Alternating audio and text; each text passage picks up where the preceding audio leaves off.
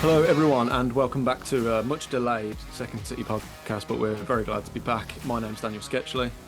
I'm Callum and Dan. Thank you for tuning in again. We do apologise, the pod's been a little bit irregular this Yeah, it's been a season. bit disjointed at the moment, but Hmm. and it might be for a few more weeks up until the new year. But from the new year, we really will be back on it every week, and that I can promise. Yeah, it's a bit odd because we barely missed a week at all last season. This season, just a few little things got in the way. Obviously, Callum travels a lot for work, busy schedules and so on. And of course, we were both away last week, weren't we, Yeah, Cal? Where were we? we were in fabulous Las Vegas, Nevada. We were. We had a nice little excursion to Las Vegas. So we had a great time. I think it's fair to say, Cal. Absolutely, and I mean, I had a lot of things on my bingo card expected to see while we were out in Las Vegas, Dan. One of the things that wasn't on my bingo card was seeing an undefeated shop full of blues merchandise. Yeah. So we were staying. We weren't quite staying on the strip. We were staying about a 10-minute walk from the strip, maybe. And so, like, we come out of our hotel and left you would take you towards the strip, and right was a little like retail park where if we wanted just like little bits and bobs and bit of snacks or drinks or whatever, that was kind of the place to go.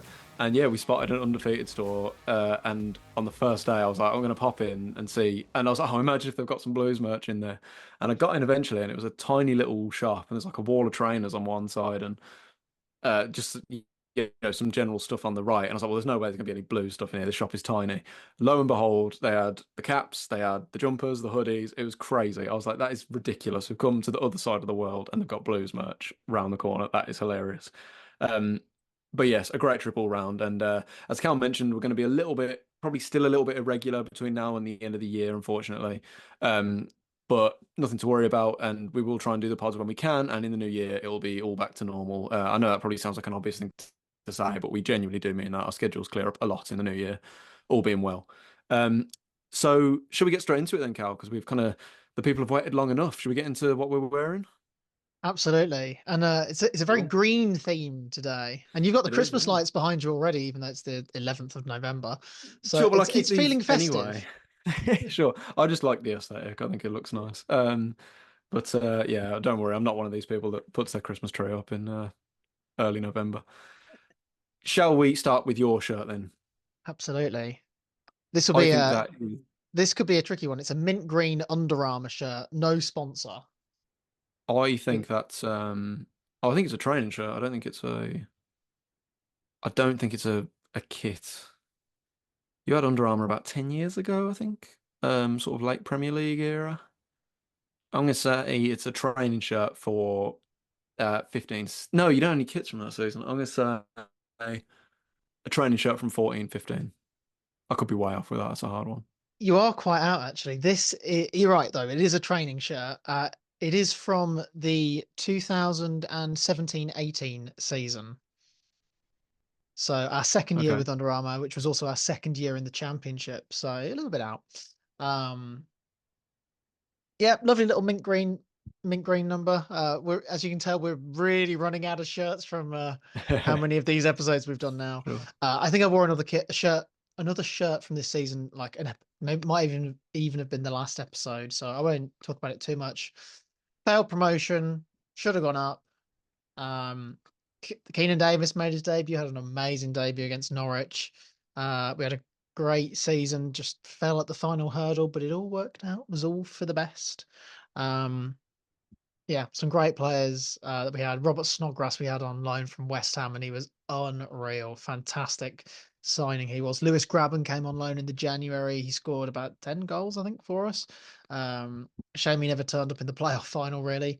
Um, Jack Grealish had a good season as well, especially in the run-in as well. Scored an amazing goal at home to Cardiff. Um, it is the year that Wolves went up; they won the league, but we did beat them 4-1 at at Villa Park. So yeah, a season that could have gone better, but it all worked out. And as I said, I love our Under Armour gear. It was really, really good. Very good. Yeah, I was quite a way out then. What do you think I'm wearing then? I'm also wearing a green shirt, as you mentioned. Yeah, so yours is more of like a forest green as opposed to like a Yeah, mint green. yeah. Um, and it is just a green Bit of a shirt Plymouth with Argyle green. yeah. I remember this shirt I remember this shirt. Um, I can't remember what game it was. Or I might, maybe I'm getting it mixed up. Preston probably had a similar shirt as well because they had Nike shirts around the same sort of time. I think theirs had some like slightly different green flicks like on the shoulder. Hmm. But I do remember being at work and there was a Blues game on at like 12:30 on Sky Sports Football. And I remember even Sanchez wearing this shirt. Okay. But what year would that have been? We'd already gone up. So was it lockdown? Tell you what, Gosh, Cal, I'll stop you there. You're kind of on the right track, but not yeah. quite. You're kind of going down the wrong, just Uh, down the wrong okay. I avenue. would have said around 1920. So you're thinking of a very similar kit we had, which was a third kit we had in, and the year Yeah. you're thinking of is, I think it's 2021. So it's the Karanka season, and it was the same template as the Preston Ah, kit you're thinking about. So it right. had like the Okay. triangles there. So this is a goalkeeper kit, um, Ah. from 22-23 is this goalkeeper kit. So I'm not really sure if it's the home or the away. I think you mentioned the other week though goalkeeper kits don't really follow the rule as such of that. Um, this would have They been like do if John. in the shops they will say home away third, but they wear Sure. them very higgledy-piggledy depending on referee colours and opposition goalkeeper. Exactly, yeah. So this is John Ruddy would have been the keeper in this kit, would have been his first season. And this would have been the year John Eustace's full season at Blues. This would have been so players that we would have had like Troy Deeney, I should say, would have been the captain. We still would have had, I think Austin Trusty would have been there this season, Dion Sanderson, Maxime Collan, Pedersen. I think it's mad how long ago that all feels. It was only a couple of years ago. And we ended up finishing, I think, 17th, which obviously doesn't sound great, but in the context, we obviously had a really turbulent few years and still were in very turbulent years. This would have been the last season under the old ownership. And John Eustace just brought a bit of a feel good factor to the club again, and it was a good season. There's some good away days. Remember Stoke away where we won 2-1. It was almost 2 years ago to the day, actually. It was a brilliant away day. And even though it just wasn't a great team, it was like had a bit of spirit about it. What it lacked in quality, it made up for in real, like, grit and so on. We had a great win against West Brom away where we won 3-2. Scott Hogan scored that hat trick, of course. We beat them, I think it was 2-0. We beat them at home in the reverse fixture as well. Had a great 2-0 win against QPR one night on a Friday, which was a wonderful night. Um, so yeah, first goalkeeper kit I've ever actually worn on the pod, I believe. And yeah, it's goalkeepers in green just looks normal to me. That's kind of Yeah. that aesthetic suit, I think. So thanks to Pierce for loaning me this one. And oh yeah, you've got a green goalkeeper kit behind you there. Is that Yeah. a Martinez era one, I believe? Yeah, it is, yeah. Um, so yeah, this is 22-23 goalkeeper, and I did have a real faff trying to find what year this was from. I knew it was like early 2020s, but I couldn't find it anyway. So yeah, that's what we're wearing for this week. Top stuff. So shall we get into the games then? So we got two Villa games, one Blues game to cover from Yep. the week just gone. I'll touch quickly on the Club Brugge game. Can you tell how long it's been since we did one of these? Because we haven't spoke about Bologna previewing or reviewing it. So No, I think it um was the last international break was the last one of these we did, I yeah. believe. And yet again we've coincided beautifully with the international break again. Yeah. Um so yeah, I briefly touch on Bruges. Very disappointing result, really, because after winning our first three Champions League games without conceding a goal, Club Brugge away is probably a game before the competition started. We would have earmarked as one that we could get 3 points in, and just coming off the back of getting battered by Spurs, where we were awful in the second half. I think most of us expected a bit of a response in the Champions League, and yeah, we were very poor, very very poor. Didn't create a lot. Um, Under a bit of pressure at times, especially at the back end of the first half. But it was a game that really lacked quality from both sides, and it's no surprise that it took a penalty to decide the game. Um, a very weird penalty that I don't, it'll be a while. I think I say it'll be a while before you see that sort of thing again. Arsenal got away with exactly the same thing less than like in January or February whenever they played Bayern Munich. Um, Bit harsh. Can't I, have complaints, but it is really harsh if you know what I mean. I think it's fair, and I'm not just saying that. I Yeah. think it's he. Surely he knew what he was doing, Mings. Surely, and he obviously See, just thought it wouldn't be an issue. But like, why wouldn't you just kick it back just to be safe? I don't know. yeah. It's one of those. I mean, it's a real shame because it was Tyrone Mings' first Champions League appearance, his second appearance since coming back from that horrible, horrible ACL injury. So it was a big night for him, and he played quite well. Um, I think if you watch the Liverpool game, I don't know if you did, but if you watch any of our games, our goal kicks tend to be taken by either side, either centre back, usually Pau Torres, who passes Hmm. it to Martinez, and then we start to play out that way as the centre back then runs out, makes space. Um, so I assume that's what that. So knowing that Mings, who wasn't looking at Martinez, has seen the ball roll towards him and gone, "Oh, the ball boy's thrown it on," and just picked it up to give it back to him. You're right; he should have just kicked it back. Um, but yeah, it was a very confusing one where nobody really knew what had happened straight away. And I mean, VAR is just never going to overturn that. A bit like the Arsenal one. If like in that Arsenal game, the referee had gone, "Oh, it's a mistake," you're not trying to gain a competitive an advantage. Yes, it's a deliberate handball, but again, it's you're not trying to cheat or anything. You know. Yeah. Then I don't think the VAR would have gone no penalty. I think it would have stuck by the referee's call on that one. So when the referee gives the penalty, he's never gonna the VAR just won't overturn it. Maybe if it had been at Villa Park, not at Club Brugge, like that Arsenal one happened at the Emirates, and so you didn't have a whole stadium going, "Oh my god, penalty!" Hmm. But Yeah. yeah, Did beside the did Mings point, we get were booked crap. for it as well? Well, here's the interesting thing. So he was already on a yellow card and then Okay. didn't get booked for it. So he got booked for deliberate handball. Sorry, he got booked for a foul, but then didn't get booked for deliberate handball. Penalised So for it. Yeah. he got That's penalised for deliberate handball, not booked, not sent off. yeah. It's one of them as well where surely if he wasn't already on a yellow, they would have booked him. Surely. Like Probably, but then yeah. maybe the referee, maybe there's almost like that double jeopardy thing where Yeah. the referee's gone, "Well, I know it's a mistake, Yeah. but Sure. I have to give the penalty." But you wouldn't want to see someone sent off for that. No. No. So, but it's beside the point. We were really poor on the night. We didn't deserve to win the game. Do we deserve a point? Probably not. So it's just a Were really, you? really, Yes. it was a Sorry, really you're still sad way super to jet lose lagged, that. weren't you? Yeah, man, we'd. I mean, at least we were like the 6 o'clock kickoff because True. if that had been 8 o'clock, finished at 10, I'd have been knackered and then in work the next day with no sleep. Yeah. So yeah, Mm. it wasn't a great way to return back to the UK, but yeah, we've got Juventus in a couple of weeks, which I just about bagged tickets for when we were in Vegas, which was Yeah. stressful I beyond could belief. hear you effing and blinding from the next room. I It's hate our ticketing website; it's so bad.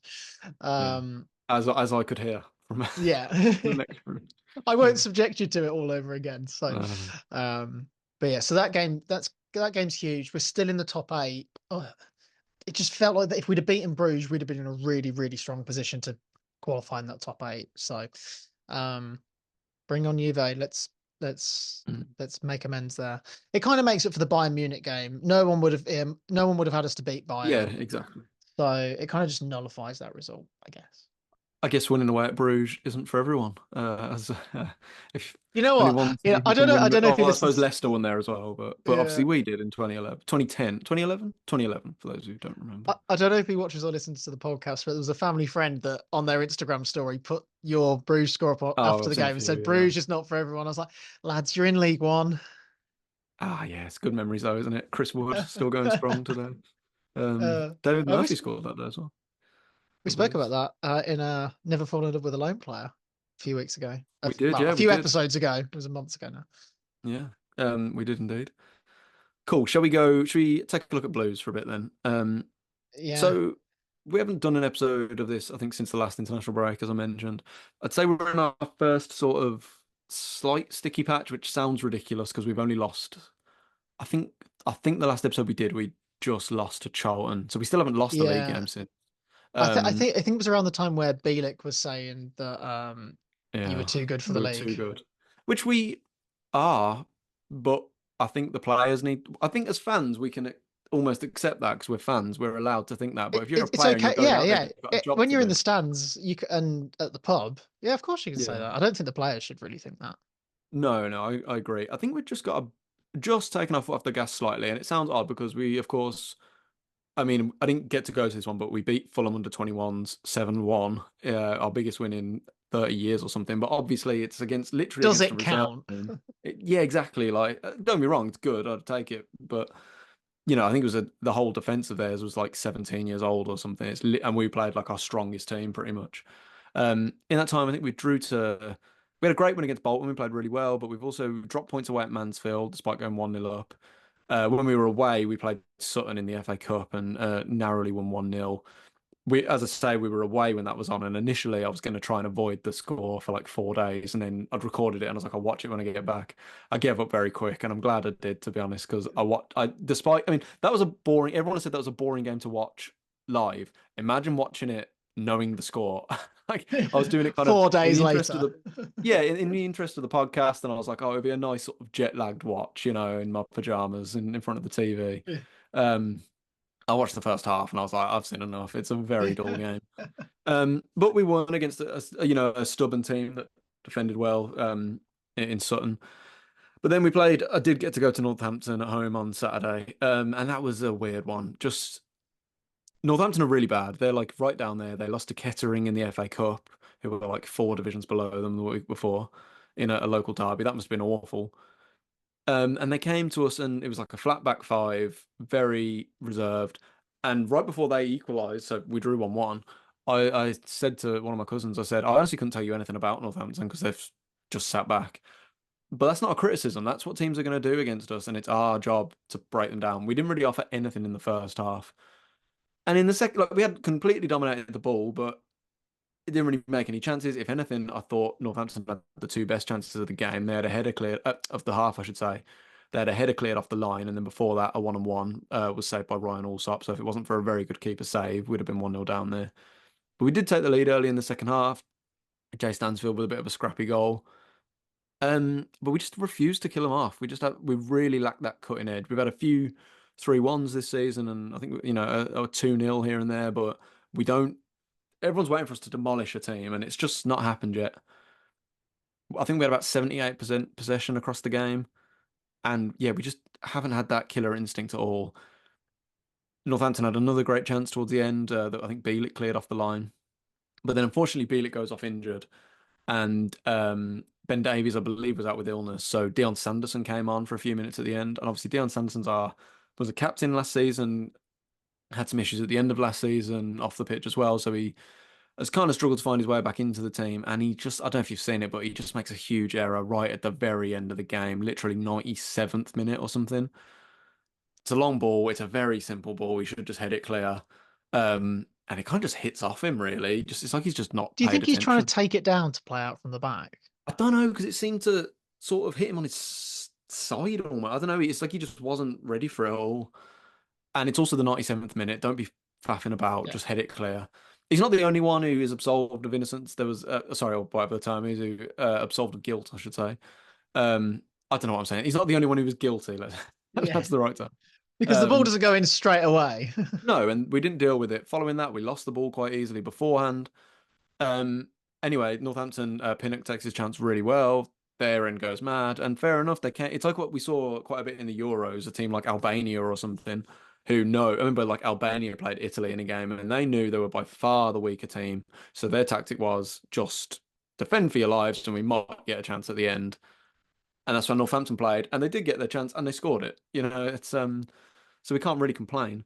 I think we've just got a bit complacent, a little bit in terms of quality. We're far above them, and I'm not worried because I do think we've got improvement in us. And when that really clicks, I think we'll really start blowing teams away. But yeah, just frustrating, and all the chances we had, I don't know, it really should have killed it off sooner. I think as well, I'm not convinced with whilst we got there's certain players in certain positions that will always play if they're fit, like Bielik and Clara at centre back, you know, Cochrane at left back, Peck and Iwata. I feel like the three behind the striker, we haven't quite fully worked out yet. Like Keshi Anderson's playing so well on the left, so he's got to start. Willemson is playing, weekend, although he had some great moments. He's been playing on the right side of the attack in three, but the way we play, Laird at right back covers so much ground on the wing that Willemson comes a lot more central. And lately we've been playing Alfie May behind Jay Stansfield. Obviously, Alfie May spent his entire career basically as a number nine. Clearly, Stansfield is who Chris Davies sees as the nine. I'm just not sure it it just doesn't quite work for me. I don't know if they need to be swapped around and we get better out of both of them, or does May need to just be dropped completely, which may feel a bit like killing your darlings, but I feel like we've just, I don't know, I feel like it almost has to, something's got to change. We're not getting the best out of May, in my opinion. Even though he does a job there and he works really hard, it's not his best strength. I wonder, do we need to bring Willemsen more central and try someone else on the wing or something? I don't know. I even considered, I know the fans rightfully are getting a bit annoyed with how much possession we have and how little chances we make from it. I wondered if I actually thought our best performance this season that I've seen was against Bolton at home. And early on in that game, Hansen got injured. And so Michael Leonard came on. And I actually wonder if I know we played still a 4-2-3-1 that night for the most part, but I wonder if changing to a 4-3-3 and having a three of Peck, Iwata, Leonard would make sense, and then a front three of Keshi, Stansfield, and Willemsen. I wonder if that would make more sense. The only problem with that is it would probably be even more just total possession. And would we still have the issues of creating chances? Maybe. But I wonder if that's something Davies will consider. But yeah, disappointing on the whole. My three-word match review would be 2 points dropped. Yeah, hopefully after the international break away at Shrewsbury, we can get going again. And you're not top of the league anymore, even though you have a game in hand. We have a game in hand, although Wickham, since we beat them, Wickham have Yeah. been They've been on on. unreal. They must have won almost every game since we played them. They've been I think absolutely so, on yeah. fire. And they knocked Um, Swansea out the League Cup as well before they played us. yeah, they did, yeah. So yeah, keep an eye on And them. and I they think we're and still they were clear of great it. again. They were great against us in the League Cup as well. So Yeah. Surprising because when we played them, I know they came close to getting a result against us, but I didn't think they were that footballing wise that good, you know. But fair enough, they got something going there. and then in the Saturday night football, we played Liverpool away at Anfield, which was probably not the game we would have picked on the back of three consecutive losses in all competitions. Um, but alas, it is what we had, and I think it's now for the first time as Aston Villa boss, Unai Emery's now had four consecutive defeats, although just the League Cup one really count. Yes, it does. It does, but we kind of threw the game, so Sure. um but I think it's more the hangover from the Bournemouth game where we threw away we threw away 2 points in literally the last kick of the game. So I thought we were much improved from the three games before that against Liverpool, as I kind of thought we would be. We do tend to be a team that suits the bigger games. Teams come and they try and play football against us, and so it suits us a bit more, especially a little bit when we've got our backs against the walls and we're having to defend, and then we can counter quickly. Um, when we're playing, I know it didn't really work against Spurs, but say like a Bruges, where they, if you offered them a point before the game, they 100% would take it, and they were happy to sit back a bit more, let us have the ball, and then maybe similar to what you've been talking about, Dan, not really knowing what to do with it when you have that much possession. Yeah. And we can sometimes get a little bit lackluster, as whereas we don't have a lot of possession away at Liverpool. So when we have the ball, we have to try and use it wisely. And then we've given away two sloppy goals and lost the game 2-0, which is really annoying because I thought we played really, really well. And I thought we deserved something from the game. And I really thought we were going to get the equaliser in the second half. And it felt like it was coming. Um, but yeah, if there's one thing you know about this Klopp to slot era of Liverpool is that they are quick on the counter. Manchester City have been caught out in the past, and pretty much everyone has. So I don't know why, from a corner in the first half at 0-0, we've got like almost every player bar the goalkeeper and two players attacking the ball. And then as they counter, we've got Luca Dean is never going to catch Mo Salah. Leon Bailey has half a chance, but he's not a defender. Fouls him, lucky not to be sent off. And then Darwin Núñez, of all people, scores. I don't know whether it was good or not that he scored, because we probably would have gone down to 10 men if he'd missed. So maybe he did us a favour by making it 1-0. Um, Luckily, he missed the second one that he had like 10 minutes later, where he was through 1-on-1, which is a better chance and an easier chance. Um, and then the second goal, Diego Carlos, really sloppy, just trying to be so cute and so casual in heading the ball, and just gives it straight to Mo Salah, who just runs through and scores. And Martinez is stuck in a position of, does he cover the near post, or does he try and cover the back post where there's two players waiting to tap it in, and he's damned if he does and damned if he doesn't. Because if he covers one, he's just going to do the other. So and that killed the game there and then, which is a shame because it felt like a goal was coming, and we probably should have had a penalty, if not two. But Yeah. you know, a lot of news about David Coote has broken today, so maybe he knew it was coming and said loads of nice things gave loads of decisions to Liverpool at the weekend to be like, oh no, I don't hate Liverpool. Yeah, I wouldn't want to be him right now. No. Liverpool, though, I mean, kind of no real shame in losing to them. They look like the early pace setters, really. Man City are having a bit of a rough start. Well, they've lost 4 games in a row, I think, haven't they? So Liverpool are Yeah, really on fire. I don't think again in all Slot lost a game comps. yet. Yeah, I think. Yes, Forest. Oh, of course, yeah, of course.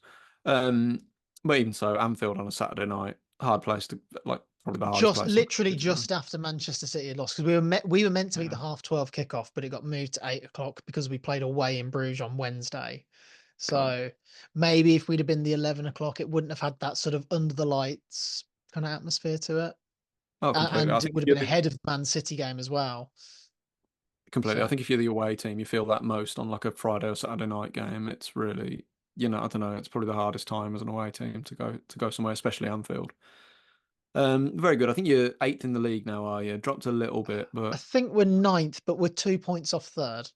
oh, So blimey, okay. perspective. So Very true. Very early days still, of course. About a quarter of the way through the season now. So and yeah, everyone in that sort of block has just been very inconsistent. And it's going to be Arsenal are in there, Chelsea are in there, Brighton, Forest, Newcastle.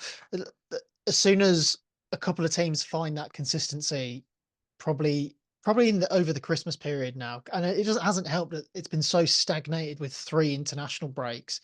It's yeah, hard to put some momentum together. So I think the break probably comes at a good point. It's a bit of a reset, but it does mean that the Crystal Palace game after the break is probably one of our first must wins of the year. Um, just to, kind of starting afresh again, like the next part of the season starts, you put in those 4 defeats to one side. If you win that game, all of a sudden we might be up in third, we could be in and around fifth or something. And all of a sudden the perspective changes again. And it's like, right, let's go. So yeah, it was a disappointing week, and I think it'd be like a general 3-word review: a disappointing week. Um, Grade, including the Spurs games, an E, maybe a D. fair enough. Yeah, I don't think we can complain with those sure. grades. So, I had um, a funny time with the Spurs game. You were so like we were away yeah, again for that game, and you didn't know the score, and you were able to watch the game back. And me and Will, we both knew the score. We were like, we'll let him suffer. yeah, We'll let him sit in the hotel room and watch it. No, you didn't want to be told, to be fair. no, it Um, was so good for so long. it Well, was for 45 minutes, it all it fell was apart. quite funny. Like we were, was it you? Someone was criticizing Dominic Solanke. It might be me actually. Yeah, Um, even though I think he's a good player, but who was it? Someone was criticizing him, and then he, yeah, like, on the stream, like 2 minutes later, he bangs in 2 goals straight away. yeah. Like, obviously, yeah. Yes. Oh dear. Anyway, yeah, not a great week. Bring on the next lot. So, housekeeping, Dan. Do you have any? Yes. Yes, only a tiny bit. Obviously, our win in the FA Cup means that we will be playing Blackpool in the second round, Blackpool away. I think it's on the 1st of December, which is Sunday at 1 p.m. Not on TV. No idea why they've scheduled it for then, I should say. But just to obviously not to kind of diverge too much, but speaking of Blackpool, of course, some very sad news in the last few weeks from the world of football. So obviously, Steve Bruce, former Blues and Villa manager, is now the manager of Blackpool. Obviously, we had some terrible news come out that his 4-month-old grandson sadly passed away within the last few weeks. So he's been taking a bit of a break from management, which I think is absolutely the right thing to do. Don't know if he'll be back by the time the Blues game comes around, but just from us at the podcast, send our condolences to Steve and his family, and we hope everything's okay, or as okay as can be, and we're all thinking of you. So some things, of course, much bigger than football. So Yeah, very very absolutely. sad news, and yeah, so all the best, Steve.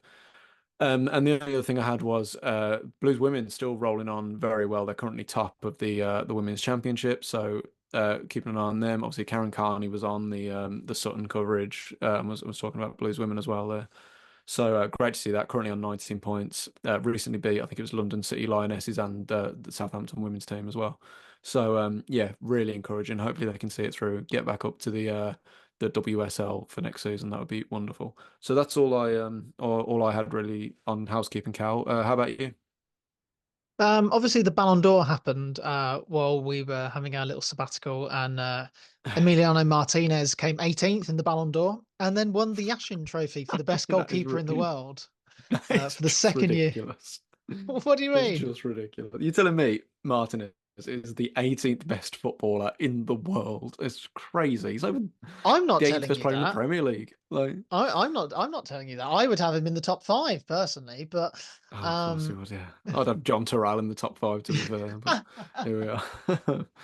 You'd have Steve Davis in the top five. You would, uh, but um, but yeah, he also won the Ashen Trophy for the second year in a row, the first goalkeeper to do so.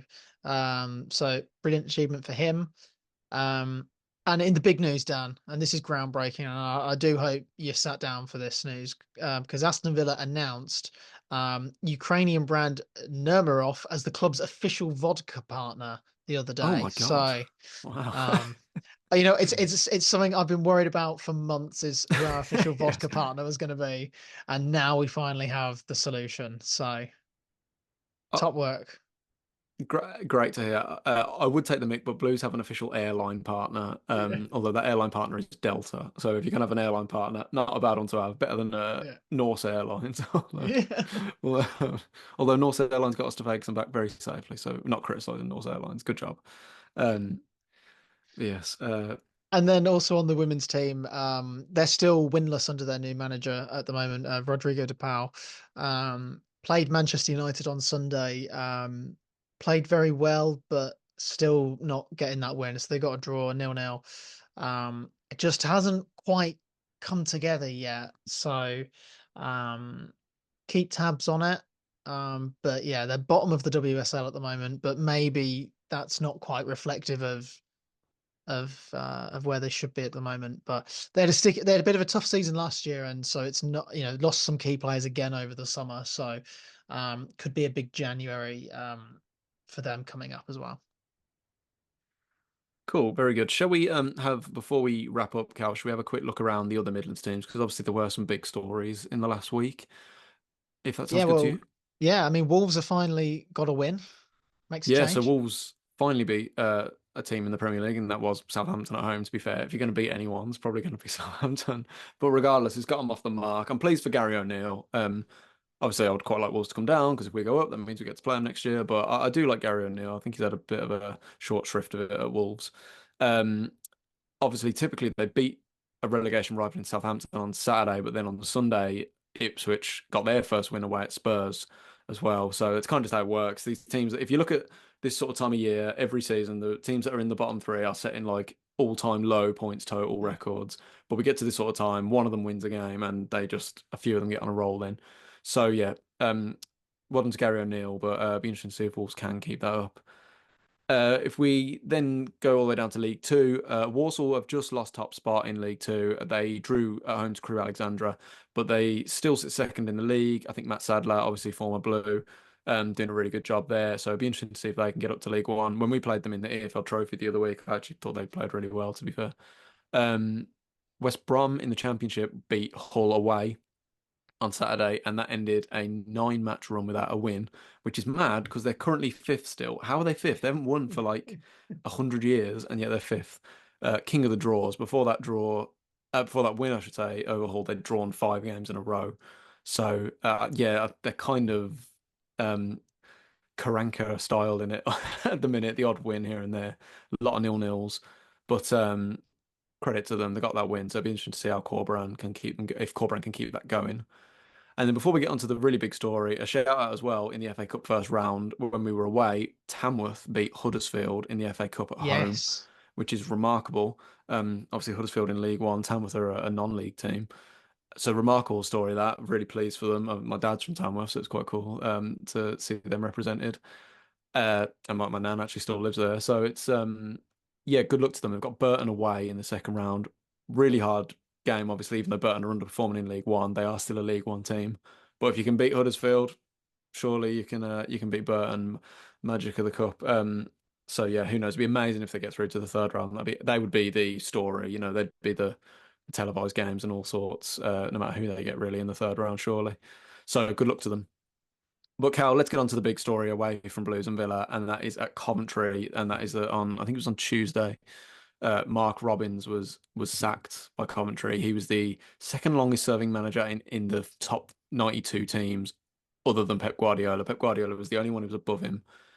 He'd achieved, I think, two promotions at Coventry, came very close to a third, came very close to FA Cup an final. FA Cup final, but some ridiculous VAR decisions. They were. What are we saying, Cal? Like, what's going on? Bad decision. Bad decision, What are they crazy. doing? I mean, I know they'd struggled at the start of the year, but it seems like a decision of we're sacking him because we need to get to the Premier League now, if you know what I Yeah, mean, as opposed to building. And I mean, you think of the players that they've lost over the last 2 summers. They've lost Gustavo Hammer, they lost Callum, Victor Gyökeres, Gyökeres. who's Yeah, gonna go to probably get a Man United for like 80 million quid in January. yeah, Like, those are three huge players to just take out of your team. They almost knocked Spurs out of the League Cup this season as well, bar a brain fart in stoppage time where they let 2 goals in. yeah, I don't know. It's just one of those that just doesn't feel right, and it maybe doesn't. I don't know. yeah. I wonder if they must have something lined up surely because the weird thing was they seemed to obviously pressure's been building on him for a few weeks because I think they'd lost something obviously like six out of the first like 10 games or something. So I understand there's going to be pressure on him, but Coventry always start slow. They Yeah, even the year where they got to the playoff final, the years where they got to the FA Cup final, whatever, they always or the FA Cup semi final, they always start slow. But all this pressure was on him. But then they had a huge win against Luton, didn't they? Where they were 2-0 yeah, down and they came back to win 3-2, which was absolutely extraordinary. Then they followed it up with a big win away at Middlesbrough where they won 3-0. And then they did lose to Derby at home, but then they drew away at Sunderland at the weekend. Sunderland are one of the pace setters in the Championship this year. So if you look at it, the last 5 games, they've only lost one of them, and they've had a big win against a win against a relegated team in Luton from the Premier League, and a big win away at Middlesbrough, who I know aren't what they were quite, but they, Michael Carrick's got a good thing going there, got a good team, and then they get a draw away at Sunderland. but had Robbins It's already almost gone like, by that point? Because wasn't Derby his last game? oh, sorry, yes, sorry, that's what I'm thinking of. But excuse me for that. But But still, regardless, yeah, regardless, like they just turned the page, so it makes you think they were kind of waiting for something, waiting for the right moment, probably. Because if anything, they had just improved a little bit. And yeah, Derby at home, that's a bad result. But yeah, he's done so much for that club, and I wonder if maybe it's just come to a point where he'd had it, maybe he was ready to leave, mm, and maybe the club was just ready for a change. But I don't know, it sits oddly with me. And I don't know if you've seen the bookies' favourites, Kel, but Frank Lampard is the current favourite, yeah. I which I also don't saw. get. I think Matt Bloomfield's up there as well, who's obviously the Wickham manager that we spoke about earlier. Yeah, and also Robbie Keane is the second. So yeah, it's Lampard, then Robbie Keane. I don't know what that's all about. Although Frank Lampard is by far the favourite. Matt Bloomfield, Lee Carsley, Stephen Schumacher, John Eustace, bizarrely, is 20-1. Only bizarre because he's got a job at Blackburn. Nicky Butt is 20-1. And then as you go slightly further down the list, you got your likes of David Wagner, Gary Rowett, obviously, Liam Rossignol, Ruben Selles, Alex Neil, David Moyes, Graham Potter, Gareth Southgate, Ashley Cole at 66-1. So yeah, some interesting names there. But it looks like it'll be Lampard's on. He's currently at 4-11 on Sky Bet, so he's by far the favourite. I don't really know what the logic is there. I know he had his season with Derby where he did well, but I'm not sure what the logic was at all. Um, yeah, he did well at Derby, but like with a much better team than most people. Obviously, that was the year you played them in the playoff final. Yeah, They should have 100% got promoted that year.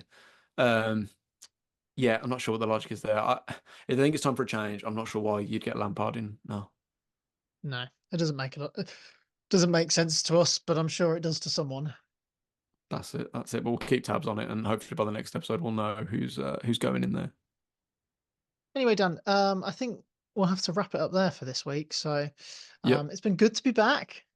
It's been lovely. Hopefully it won't be so long. We'll try to get a few more in before you go away again. But yeah, we Yes. do apologise. It's a little inconsistent at the minute, but thank you for staying with us, and we'll be back regularly very soon. Yeah, and remember, like, follow, share, subscribe. We're on everything: TikTok, Instagram, Twitter. Yep. Not that we use them that much, but we're on there. No, Um, absolutely. but yeah, 5-star reviews as well. And Dan, I'll catch you next time, and up the Villa. Shit on the Villa. Keep right on. See you next time, Cal.